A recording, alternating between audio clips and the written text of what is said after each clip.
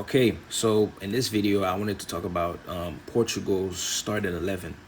I want to talk about two phases of the starting 11. I want to talk about the 11 that I think Roberto Martinez is gonna go with, and I want to talk about the 11 that I think would best suit Portugal.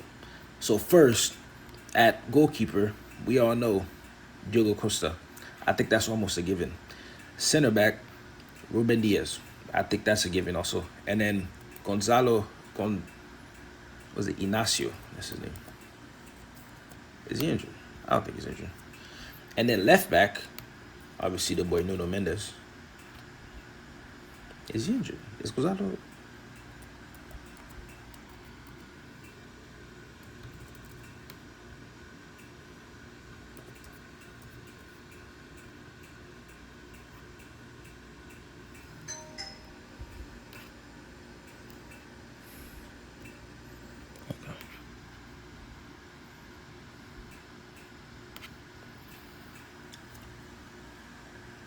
Back. Okay, I thought Gonzalo Inacio was injured. He's not, so he's cool. Right back will be Cancelo, right? Oops, sorry. Bless me. Cancelo. The two midfielders would be Vitinha, Joao Neves, and Bruno at the 10. Okay, here's gonna be an issue. I think Conceição should start on the left. Even that's a little iffy. I think what's his name? Ronaldo. And then the left, that's where the problem arises. I think it would be Leao.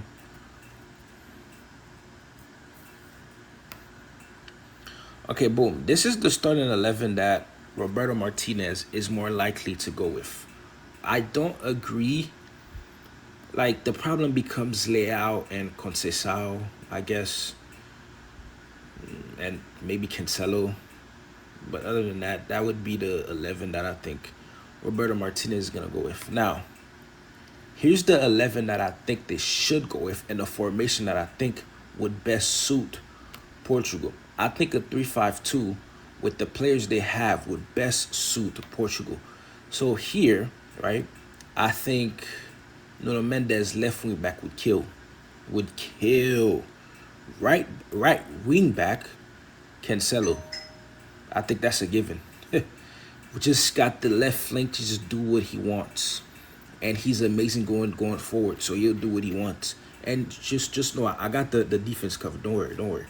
I got the defense covered. Now let's go to the midfielders. We'll go Bruno in the middle, obviously. We'll go Vitinha here. Where is he? Vitinha. And then we go Joao Neves here. Right? Boom. Now, we'll go Ronaldo here at the left striker position. Just hold on. We go Jogo Costa as the goalkeeper. That's a given. And then, okay, this is where the issue arises. Where do I put? I think I'd put Ruben Diaz in the middle of that. I think. And then, ooh, I guess I go Inacio here. No. Oh, man. I think I'd go Vega. Was his name Renato Vega here, and then I'd go Inacio. Maybe I'll do this.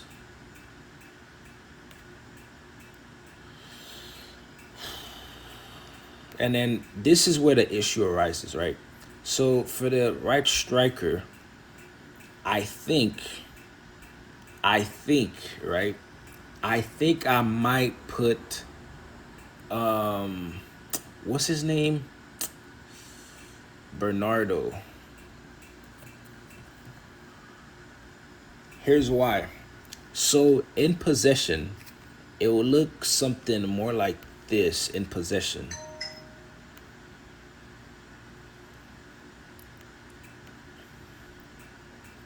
and then those guys will be like high up here, and then you got those two just being able to control the midfield, and then these two are quick enough to be able to cover this whole flank by themselves pretty much. But if need be, he would step here, and then he would.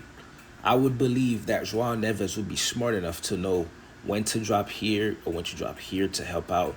So if he steps out here, Joao Neves will drop here and be in the back three still comfortably, and then he would drop somewhere here, and obviously by then Cancelo should be back, and whatever it may be, Nuno Mendes should be back quick enough to cover. Now it becomes more of a problem of what the attack is gonna look like. Now the problem with Portugal, at least for the game against Chile, or at least what I've been hearing, is that they can't play with Ronaldo.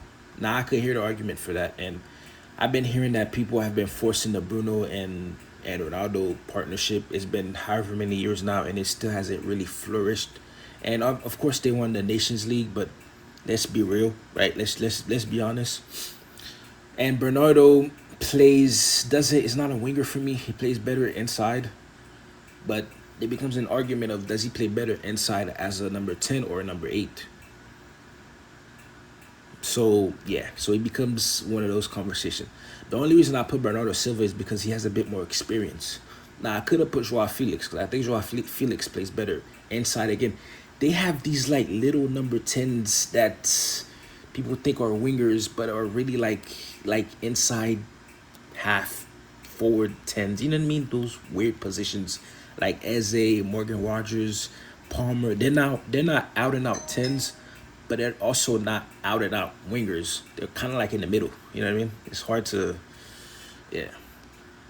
So, in possession, like let's just go back. In possession, it looked like this.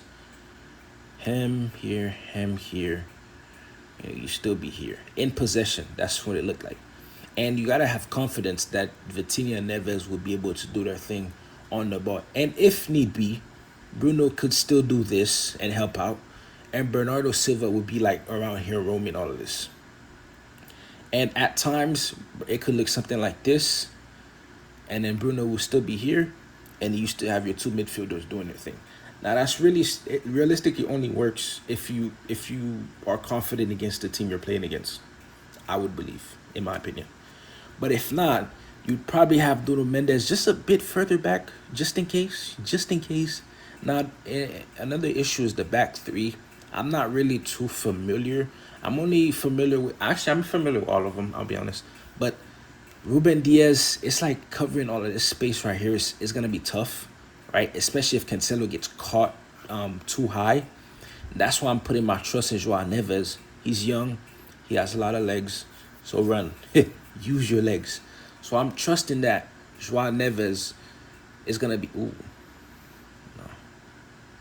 Joao Neves is going to be smart enough and quick enough and has the stamina to be able to get back here if need be. Or if Diaz steps out a bit too far, I am trusting that Neves would cover here. And then by then, everybody should be back in place. So all in all, right, let's go to 3-5-2.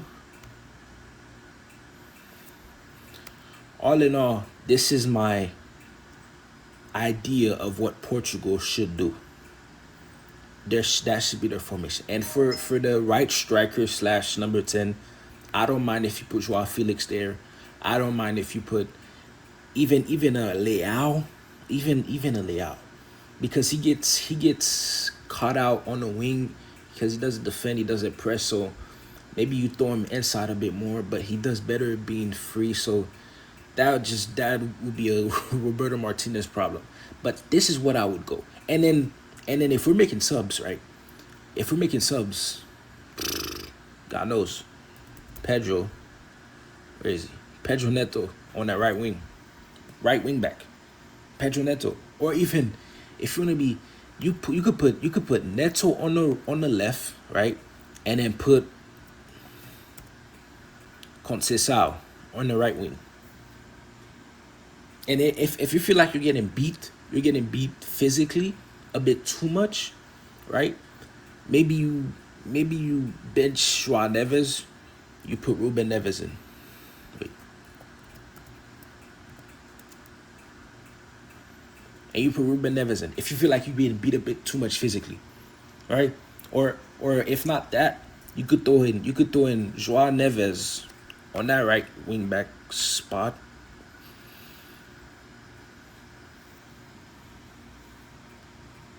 Or even Semedo would do good in here. Or Semedo would do good maybe like right here, and then maybe go Ignacio on the left.